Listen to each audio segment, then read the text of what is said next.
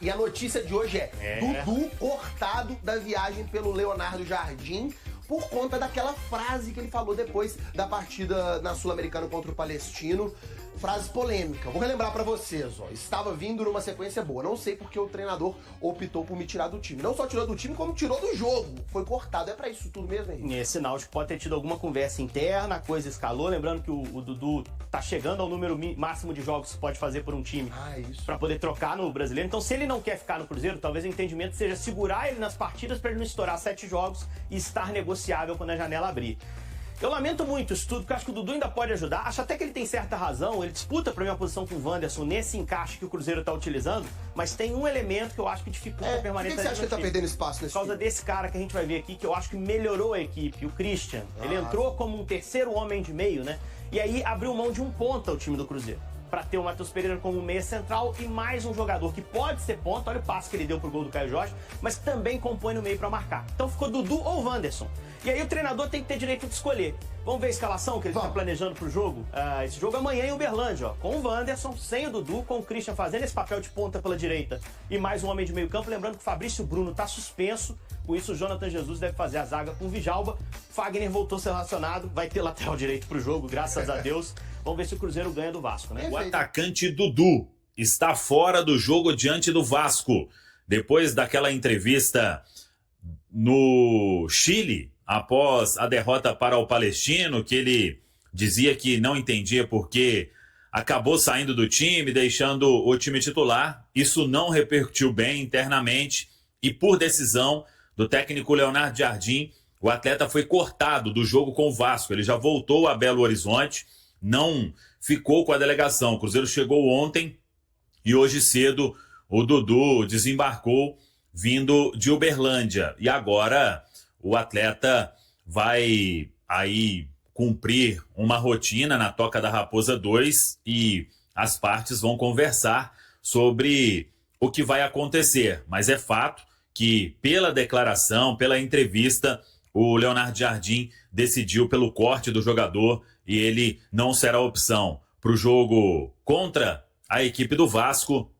E vamos ver a sequência aí, o que será decidido. Mas, neste momento, o Dudu ficando aí fora dos planos do técnico Leonardo Jardim, já a partir deste compromisso diante da equipe do Vasco. Se ele vai voltar a ser aproveitado em algum momento, se ele vai treinar normalmente com o grupo na Toca ou se de forma separada, isso a gente ainda tem que aguardar, mas é fato que pela entrevista, pela declaração que ele deu, por falar de um movimento que foi feito pela comissão técnica, o jogador acabou sendo cortado do jogo diante da equipe do Vasco neste domingo em Uberlândia. Porque o jogador jogando não está funcionando o time. O jogador na reserva reclama. Jogadores grandes, tarimbados, de peso, que não estão acostumados a ficar na reserva. É um problema. E assim, se você vê o que o Dudu falou, na verdade pode até ser uma resposta ao que o Leonardo Jardim falou logo depois da chegada dele. Ele falou assim, não quer dizer nada você ter grandes contratações se você não tem um grande time, né? Então, assim, aí você vê que algumas escolhas dele, sem o Dudu, sem o Gabigol, né? Jogadores O Gabigol até estava bem ontem, no primeiro tempo, né? Estava bem no início do jogo.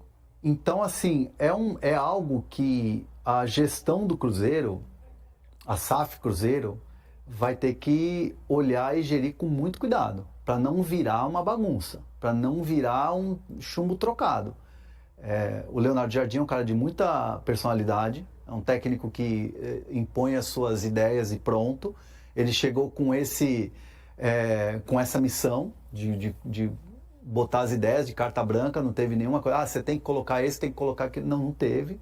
E o Leonardo Jardim é um cara que, assim, eu já ouvi, ele é um cara que tipo, não tá nem aí, chega e fala.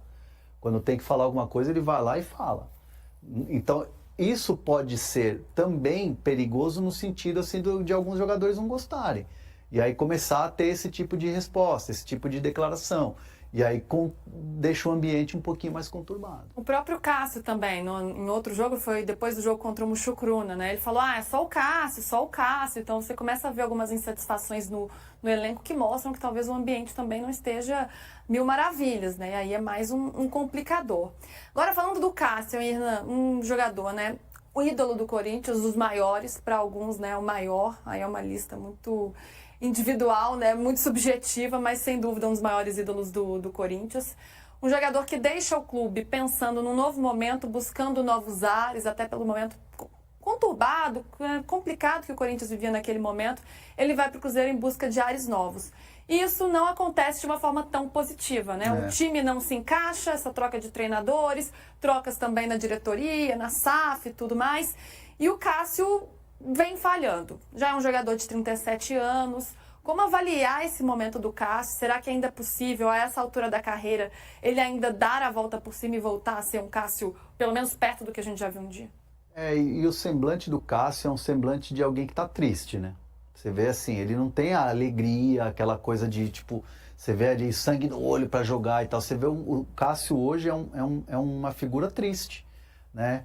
E é muito, muito ruim isso, porque ele é um cara gigantesco no sentido futebolístico, né? Ele é um grande goleiro, ele é um goleiro, para mim, de seleção, foi um goleiro de Copa, é um goleiro de Copa do Mundo, um goleiro campeão mundial, sendo o melhor jogador em campo.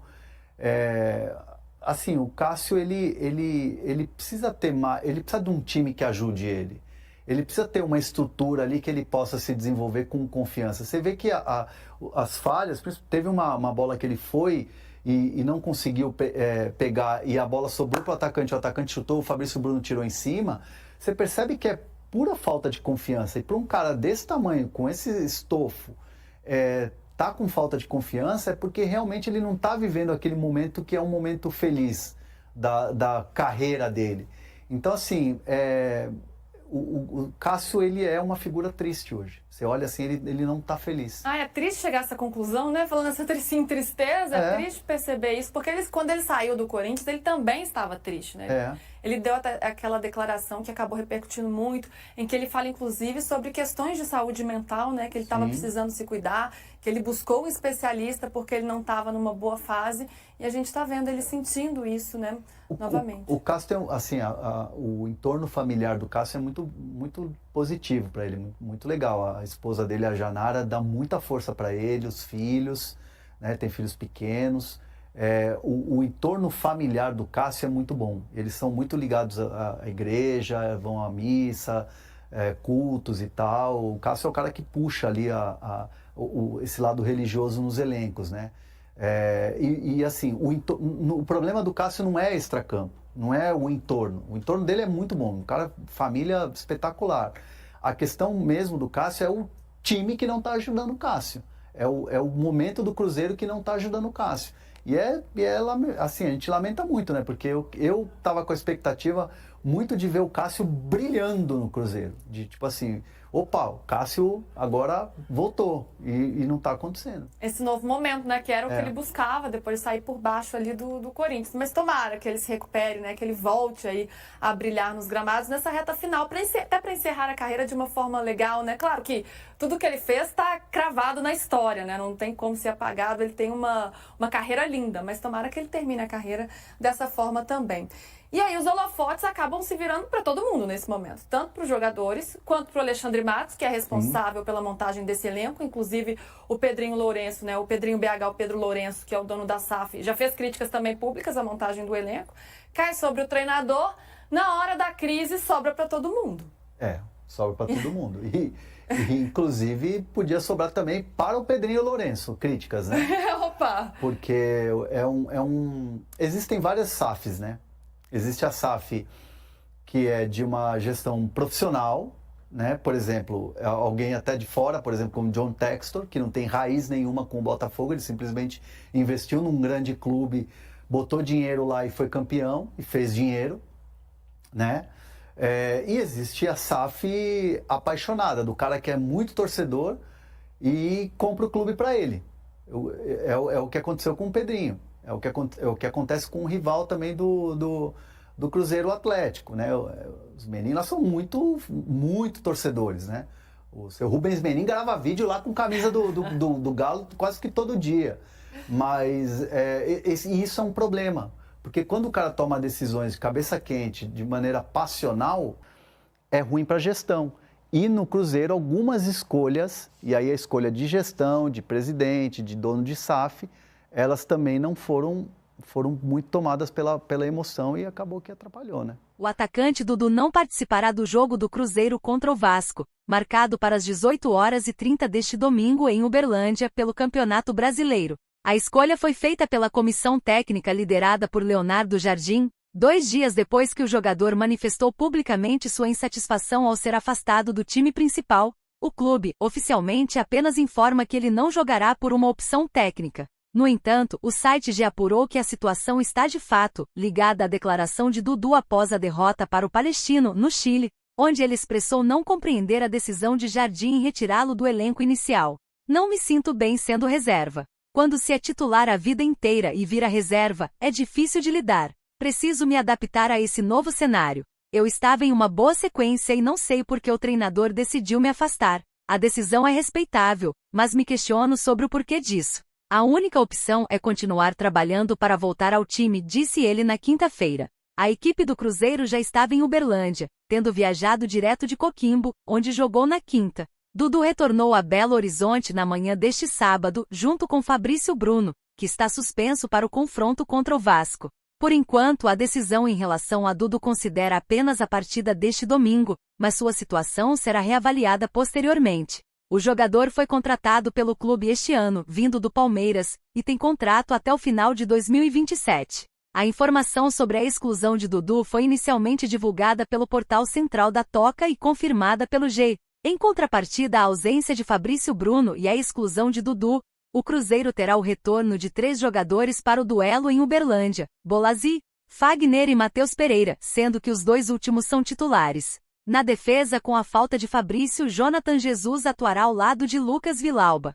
A escalação prevista é Cássio, Fagner, Jonathan Jesus, Villalba e Kaique, Lucas Romero, Lucas Silva, Christian e Matheus Pereira, Wanderson e Caio Jorge. E aí, galera? O que acharam? Deixem nos comentários. Não se esqueçam de deixar o like e de se inscreverem no canal e acionar o sininho para receber as notificações. Até mais, Nação Celeste! Vamos pra frente!